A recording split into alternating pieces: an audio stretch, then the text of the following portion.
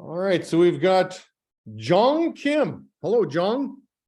Hey, how's it going, guys? Well, I'll speak for everybody. We're doing great. It's a pleasure having you. Some of the retail guys, unfortunately, didn't get a chance to see you at NatCon, but at NatCon, you really stole the show. I was lucky enough to have, obviously, we all had you on stage and on the panel, and then I had you in another breakout on another panel, Jong. So I'm really intrigued with your story. So I want to start off framing this, and you just correct me if I'm saying anything that's just wrong. Okay, so you're gonna be my fact checker when it comes to your story. So first of all, you've been in the business 9 years. Yeah. Okay. So 9 years now. Okay, so that's interesting. So we're gonna have to take this thing back 9 years and what all happened the first few. But in the last 18 months, okay, so now we're just doing a snapshot of the last 18 months. 18 months ago, you're running an ICL with 2 reps. And Yes, since that moment of COVID, that was a COVID moment, we can all relate to where we were all 18 months ago. You have opened 4 first-generation offices. So obviously you grew that ICL from 2 to whatever the number was, but you've spit out 4 first-gen offices, and currently today, you're running you're running 2 campaigns, and you're both Verizon Res and Verizon 5G. Did I get all my facts straight here, Jong? Currently part of the ranking went down a little bit since we just promoted out. But yeah, we were number 1 for a while.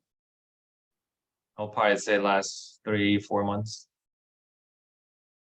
Okay, so let's unpack the first.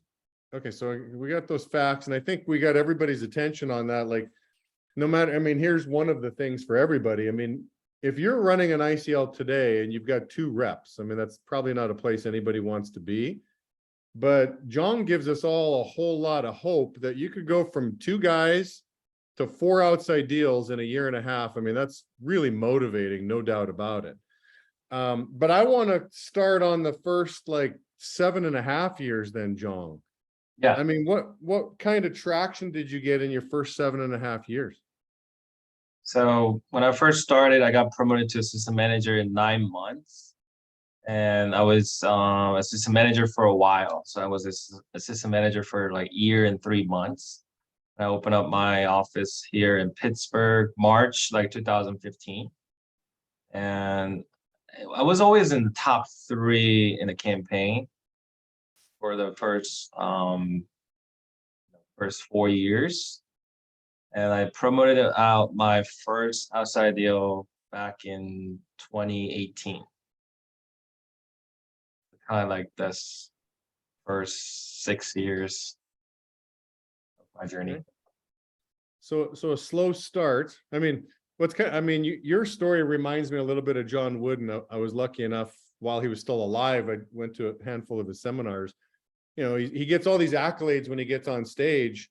Hey, you're the Wizard of Westwood, 10 championships in 12 years, 7 NCAA championships in a row, and John would always be offended by that. He says, do you know how long I coached at UCLA? And they're like, no, because all we know is the last 12 years. He's like, I coached 24 years at UCLA.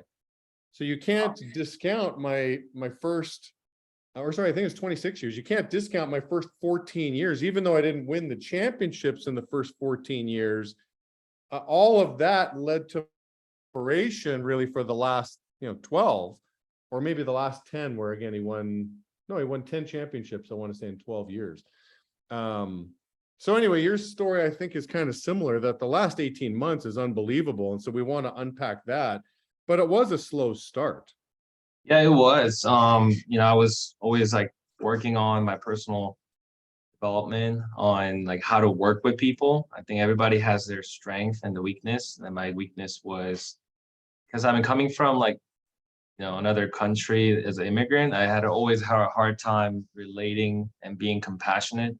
My answers were always, okay, sounds good. Now let's get to the next step. That didn't really work out for a lot of people. People have to be heard, and that's something that I was working on. Yeah, but what happened is, I think when we are not, our back is not against the wall, we kind of play around and not really put our 100%. So, like I said, I didn't do bad in the business. I always win a top three. My couple first 3 years, I was always making over, six figures. Like I had money saved in the bank account, but I wasn't really putting 100%. I will put effort when my office is struggling, and I'll get up to my comfort zone, and I'll try to run a business from hands off type of things. And then the office will go down and I will get hands on and then we'll go back up. And I will just do that constant repeat for 5 years. And then the pandemic hit, things kind of changed. My back was against the wall because having two people in your office is definitely rough. All right, so was it the pandemic that put your back against the wall? The fact that, okay, here I'm not running a top three office. I'm not running any office. We were shut down for 3 months or maybe even longer for you on Verizon. Now that I think about it, it might've been 4 or 5 months. But yeah, is that what put your back against the wall, or was there another circumstance that happened that really lit a fire under your butt, or what happened there? So, after pandemic, we start working. It was like 2020 July. We're back in the field, and everybody probably remember after running tons of calls about personal development and how we're going to utilize this PPP money to boost our offices. And I was one of the office that had a big goals, and I think I had on the book I had 26 people at the time in July. And I was strategizing. I had all this crazy Excel sheet. How am I going to strategize maximizing this PPP loan to get people started? And things don't go well as you plan. Our campaign actually pulled back. Hey, we're going to launch on this date, and they pulled back for another 6 weeks. And I already strategized all this. So I had 27 guys ready to go sell in July, like first week of July. And they pulled back for 6 weeks. So I couldn't pay them because I already have used all this PPP money. So things kind of went downhill from there. So I lost a lot of guys, and that was bitter because during the pandemic, right before pandemic, I signed a big lease, 5-year lease. We expanded our office space. I spent about $9,000 to renovate that space. And my partner, who we've been partner for about 2 years, promised that, hey, we're gonna stick here and we're gonna sign the lease because it's my name. So that's why I expanded it. And that person ended up kind of ditching me, and I was dumped on almost $4,000 rent a month after the pandemic. And I was just bitter at the time, and things didn't go well, after that.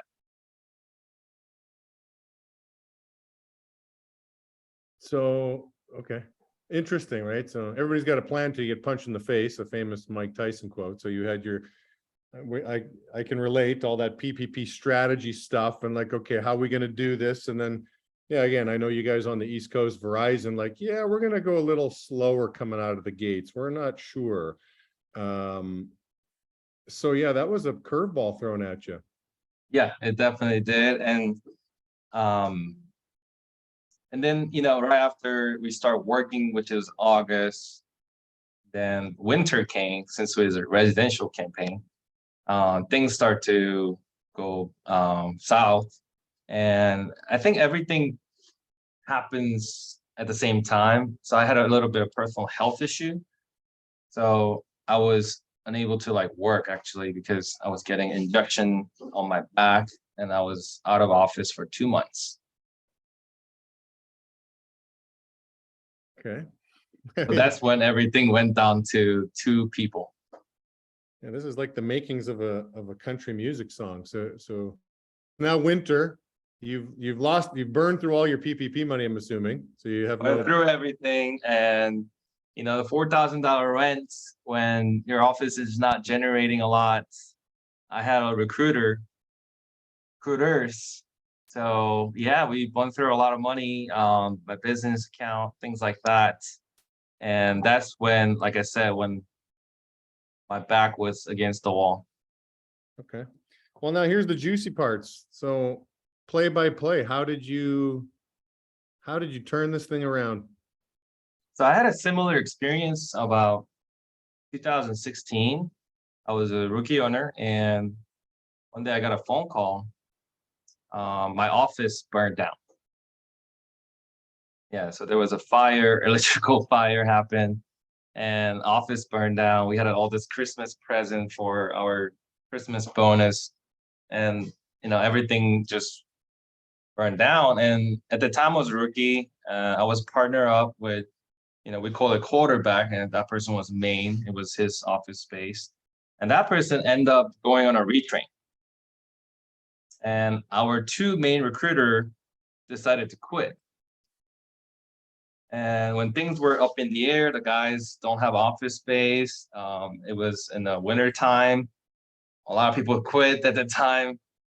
So I went down to 4 guys in 2017 January, and my partner decided to go retrain. So now I'm just left alone.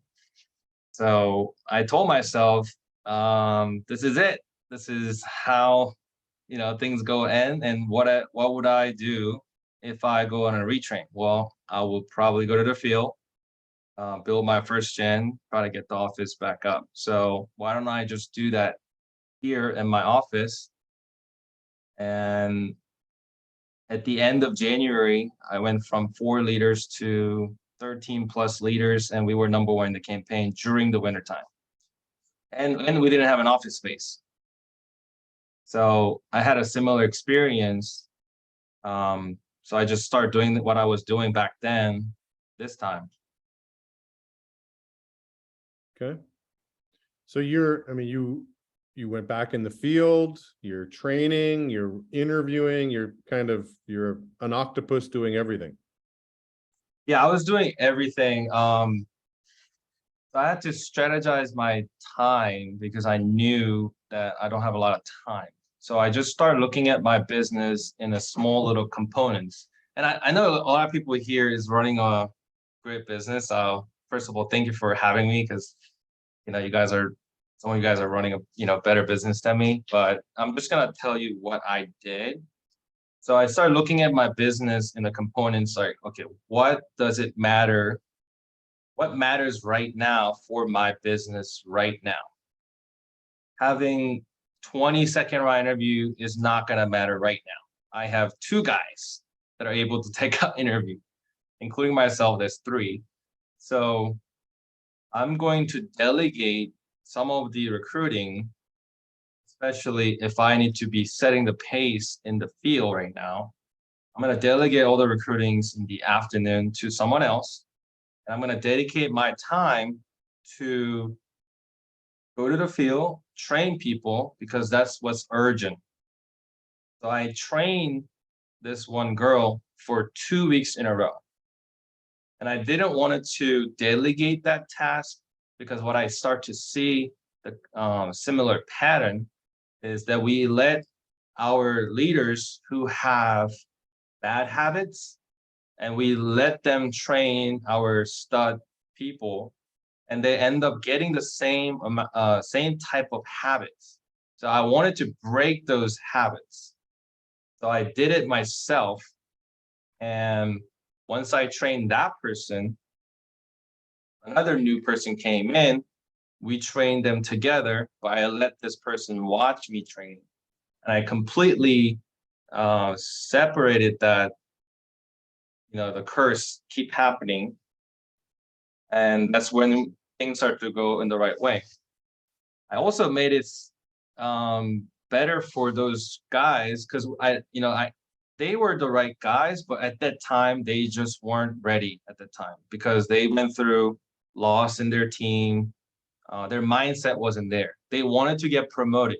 I know they wanted to get promoted, but their mindset at the time is not a good influence for the new people. So I told them, hey, you guys been working really hard. Why don't you guys, have intensity days, something that will work-life balance better for you guys. And I went on a business trip to another office with these new guys that I trained, and I really formed a bond with them. But also, we went to a business trip, so it was harder for them to really adjust. And that was the moment for them to really become great in the field. And then we bonded. So when we came back to the office, the the energy just changed. Like these new guys were now like they're the next promotion. They knew they were the top dog in the office. So the atmosphere changed. And those two guys who were back in the office, they start to have to really start to do the right thing. So it's just a positive competition type of thing that started the office to fire. Hmm. And I'm curious, those 4 first-gen owners you promoted the last 18 months, did they all show up in the same window of time? Like, or Not all of them, but one of the girl that I trained for the first 2 weeks, yeah, she is the one that got promoted as well. got it. It's such a common story, and I don't know if all the owners listening have connected all these dots, but it is a common story of, hey, an owner gets in a jam. I mean, I don't know anybody who has not been in a jam. I remember even talking to Mateo. He becomes a consultant in 5 years and only ran $1 million ICL. I like to use a Sebastian line, or I think it's a Game of Thrones line. Winter is coming. Like, hey, you're not immune to like the hard times in the business. And of course, winter came. And so, but the common story is, okay, then the owner goes back in, sets the pace, and like there aren't the flaws. Like the new leaders that you're training, they've been trained with the 5 and the 8 to the purest formula you could have, the purity of the 5 and 8. I mean, last example of this was Ken Lear when he was down to 5 guys in Detroit. And look what he's done, coming, back. But he went in the field on a daily basis, and he trained a whole new crew that really had no bad habits. So kind of interesting how sometimes that winter can be a blessing in disguise. Any other little tips? I mean, again, you said that road trip was critical. You mentioned that in the breakout, with me in Dallas. I mean, how many road trips did you go on? Was it you always leading the road trips? Was it going to another office? Was it going to small little Farmville sort of territory? I mean, what are your thoughts with the road trips? We have done both. Definitely going to another office was a good thing, but also that we look at all this road trip as like a positive, but it sometimes has negatives. Like because they're gonna go to these road trips, they're gonna interact with other people, and they're going to learn something and pick up bad habits. So I have a saying in my office that monkey see, monkey do, but also monkey never forget, right? So once you see it, like it's done. It's ruined, right? So I really wanted to control that, with all my guys. I wanted to really know what are they seeing in the business, like all the influence. So I have gone on a road trip to another office, but I purposely did not visit their office because I know their office is not ready. Like their office people, I know there are a lot of bad habits there. So I purposely didn't visit. I visited, I think, one day, and it was just a short amount of time. I just wanted to have them see there's another office with another manager. But that's about it. I didn't purposely do a team day because I didn't want them to pick up all these bad habits. But once these leaders were developed their mindset, they are able to have a filter between like what is right and what is wrong. When they have that, then it was fine for them to be exposed to that bad habits because they were mature enough to differentiate who are doing the right things and who are not. It's just when they were so new, the first 3 months, that's when they have no idea which one is bad or right. Great. And obviously your recruiter had to have been a critical piece of this bounce back. I mean, well-seasoned, well-trained recruiter. I mean, talk to us about your recruiting. So I think it's so important to have some financial partnership with recruiters. I see a lot of offices that have a recruiter and they do have a good communication with recruiters. They treat their recruiters like partners, but we don't pay recruiters like partners. So I actually have a financial tie with my recruiters. So my recruiters actually get stake in overrides. They actually get stakes on promoting owner votes because they are my partners and they're a critical piece in my business.